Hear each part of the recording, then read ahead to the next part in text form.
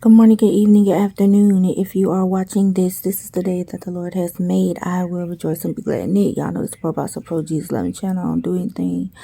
I don't say anything until I first acknowledge my Lord and Savior, Jesus Christ. So I'm disappointed in Ben Whitaker. But what do you expect from a showboat like that? Listen, he was getting touched up by old boy, and he took matters into his own hands and risked not only his life but that man's life and pulled him back over the ropes with him. I don't care what nobody say. You know what I'm saying? And both of them could have landed on their necks and broke their necks, and that could have been the end of that, and it would have been a tragedy.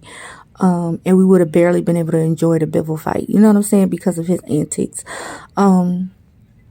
Yeah.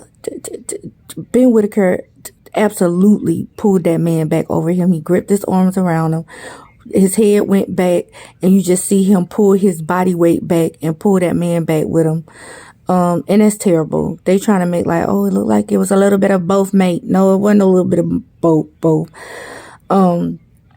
This guy he was fighting is a little bigger, but he's a lot slower than Ben Whitaker. But it looked like he was hurting him and touching him up, and he couldn't really take his power punches. And you know what I'm saying? He just gave up and decided he was going to forfeit the fight in a very classless, tacky way.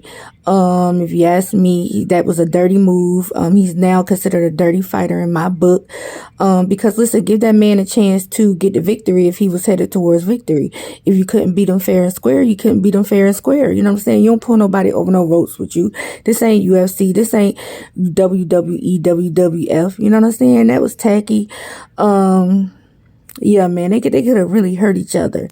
You know what I'm saying? He could have really hurt that man. So, yeah, I'm glad both fighters are okay. But Ben Whitaker, you know, he, in my book, you know, he lost the fight. You know what I'm saying? Period.